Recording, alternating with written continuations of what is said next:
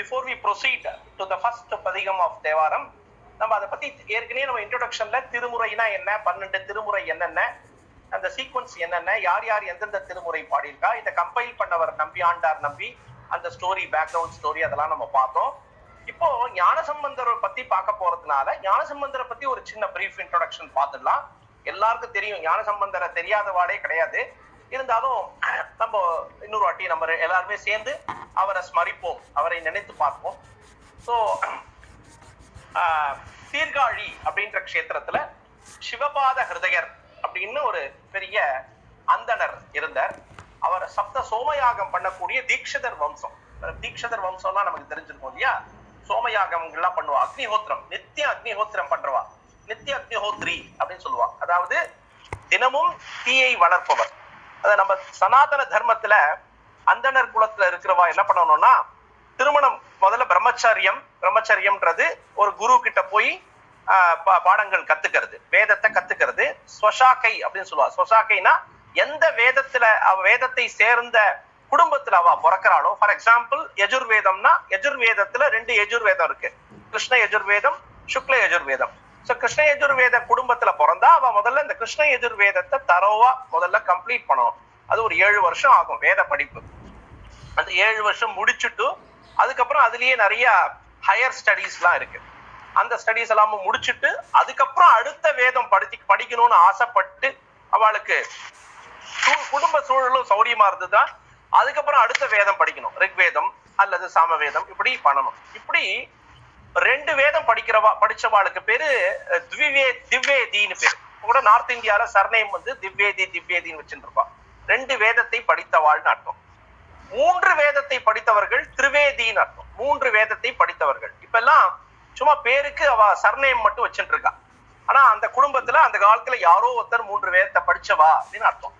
அப்புறம் 4 வேதங்களையும் கரை கண்டவர். இப்ப நமக்கு ஆச்சாரியாலா வந்திருக்காரு, 19 வயசு 20 வயசு சக்தி சந்திரசேகரேந்திர சரஸ்வதி காந்தி மடத்துல 4 வேதம் படித்தார்.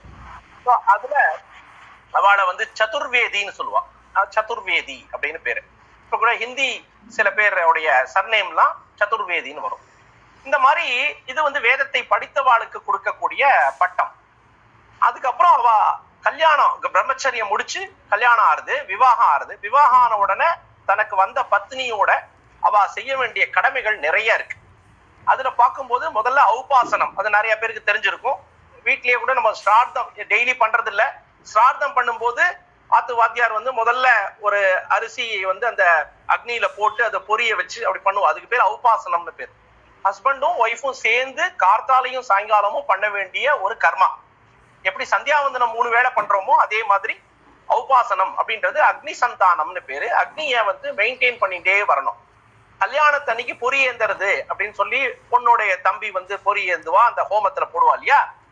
அந்த ப்ராசஸ், அந்த ரிச்சுவல்ஸ் வந்து கண்டினியூஸா டெய்லி பண்ணிட்டே இருக்கணும். அது எப்ப நிக்கும் அப்படின்னா, ஒண்ணு ஹஸ்பண்ட் தவறி போயிட்டாலோ அல்லது ஒய்ஃப் தவறி போயிட்டாலோ அந்த ரிச்சுவல்ஸ் வந்து அதோட நின்று போயிடும்.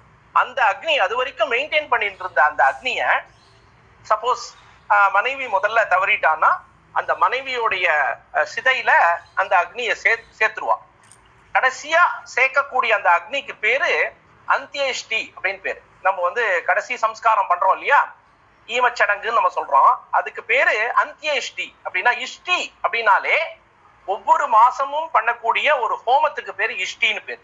இந்த உபாசனம் பண்றவா என்ன பண்ணுவா, அமாவாசைக்கு மறுநாள் பிரதம வரும்போது அல்லது பௌர்ணமிக்கு மறுநாள் வர பிரதம அன்னைக்கு ஒரு சின்ன ஹோமம் மாதிரி ஒண்ணு பண்ணணும்.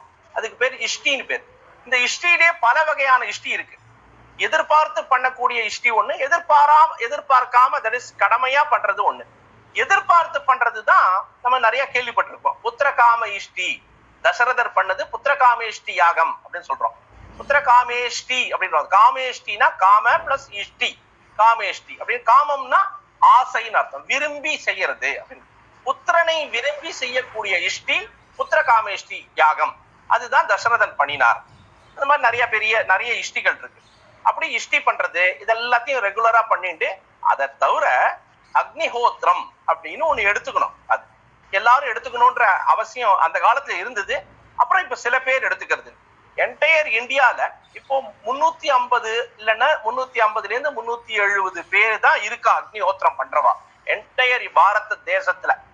வருஷம் இந்த வியாச பூஜை சமயத்துல காஞ்சி மடத்துல அக்னிஹோத்திர சதஸ்ன்னு ஒண்ணு நடக்கும். அக்னிஹோத்திரம் யார் யார் பண்றாளோ அவளெல்லாம் இன்வைட் பண்ணி அது எப்படி நடக்கிறது, என்ன ஒழுங்கா நடக்கிறதா, அதுக்கு ஏதான டெஃபிஷியன்சி ஏதான் இருக்கா, அதுல என்ன பண்றா, அதுக்கு என்னென்ன மந்திரங்கள் சொல்றேன், அதை ரெகுலரா பண்ண முடியறதா, இப்படி ஆச்சாரியால் அதை விசாரிச்சு அதை எப்படி சஸ்டைன் பண்ணலான்றதுக்கு உண்டான எல்லா முயற்சியையும் ஆச்சாரியால் அட்வைஸ் பண்ணுவர். இவாளுக்கு இருக்கிற சந்தேகத்தை அவ கேட்டுப்பா, அப்படி நடக்கும். இந்த அக்னிஹோத்திரம் டெய்லி பண்றவா என்ன ஆகும்னா மனைவியோட சேர்ந்துதான் அந்த ஹோமம் பண்ணணும். மனைவி இல்லைன்னா அந்த ஹோமம் பண்ண முடியாது.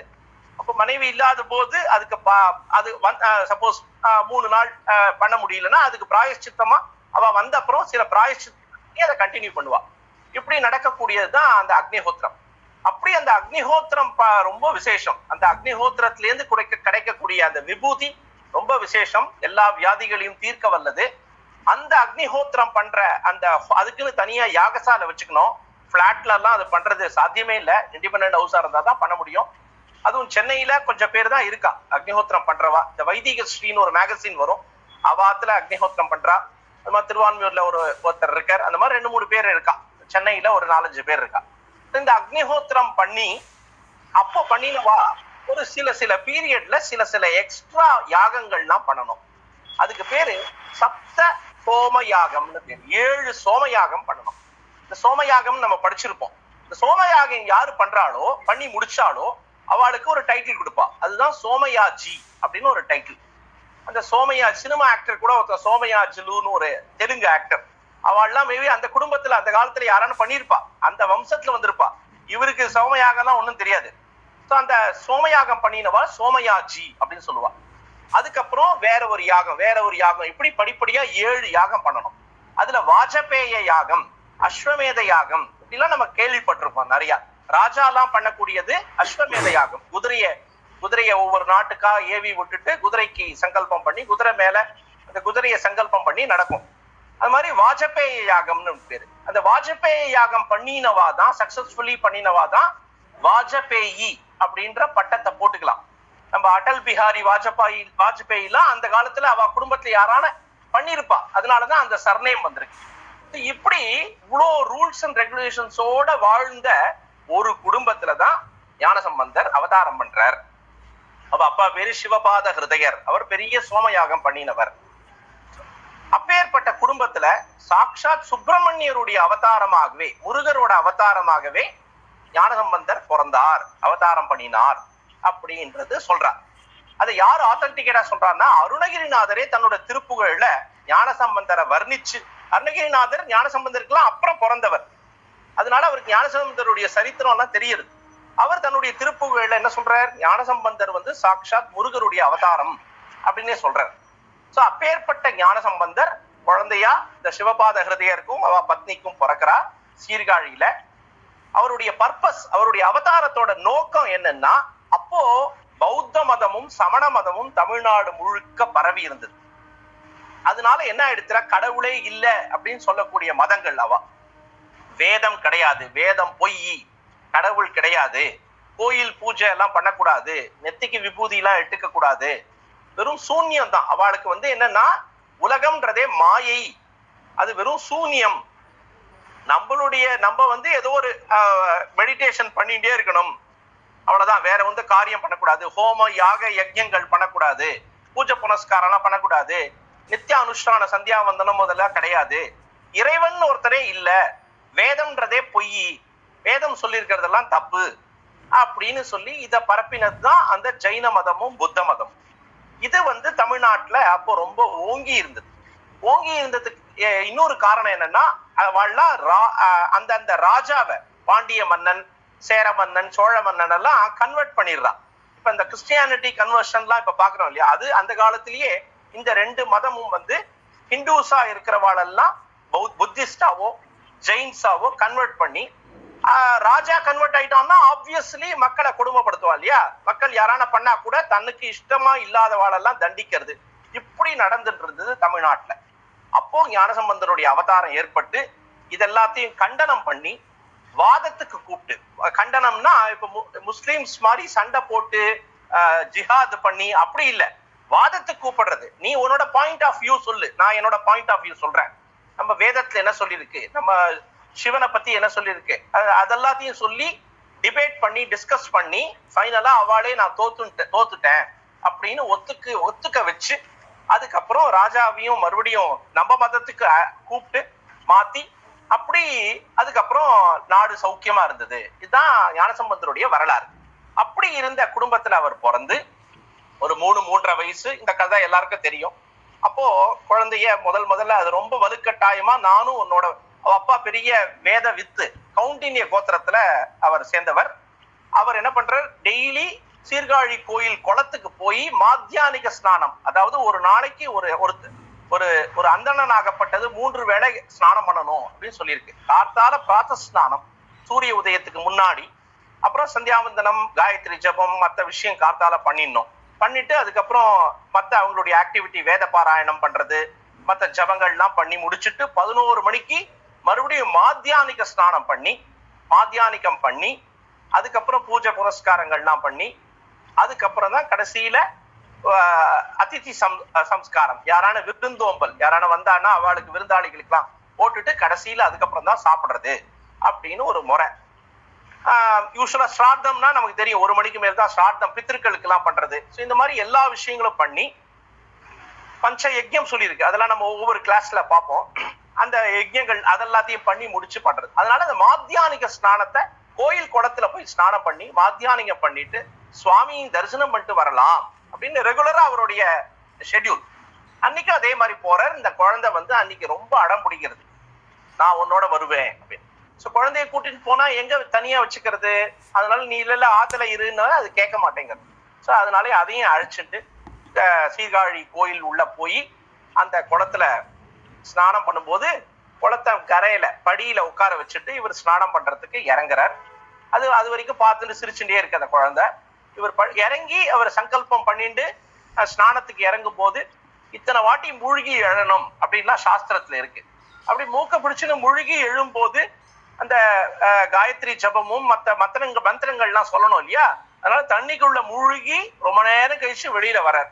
இப்படி வந்து போகும்போது கொஞ்ச நேரம் வரல அப்படின்னும் போது இந்த குழந்தைக்கு அழ ஆரம்பிச்சிடுது. பசியும் எடுத்துடுறது, வெயில் ஜாஸ்தி, பசி எடுத்துடுறது, அப்பாவையும் காணும், தண்ணிக்குள்ள போயிட்டாரே அப்படின்னு குழந்தை அழ ஆரம்பிச்சிடுறது. அந்த குழந்தை இதெல்லாம் ஒரு நிமித்தம் மாத்திரம். இதெல்லாம் இந்த மாதிரி ஒரு சீன் கிரியேட் பண்ணாதான் நமக்கு சில அனுகிரகங்கள் கிடைக்கும் இல்லையா. அதனாலதான் ஒரு சீன் கிரியேட் ஆகுது. எப்படி அழுத உடனே நேர அது அம்பாள் காதுல விழறது. பரமேஸ்வரனும் அம்பாளும் பிரத்யக்ஷமாரா ரிஷப வாகனத்துல அந்த சீர்காழி வானத்து மேலேந்து தோன்றி கீழே இறங்கி சிவன் ஞானசம்பந்தரை தூக்கி அம்பாள் கிட்ட கொடுக்கிறார். அம்பாள் ஞானப்பால குழந்தைக்கு ஊட்டுறார். ஞானப்பாலை ஊட்டி வந்த உடனே அவர் மாத்தியானிகம் ஸ்நானம் முடிஞ்சு அவர் படிக்கட்டுல ஏறுறத பார்த்த உடனே அம்பாளும் பரமேஸ்வரனும் மறைஞ்சு போயிருந்தா. அப்போ தாரையா வாயிலேருந்து அந்த பால் சொட்டின்னு இருக்கு.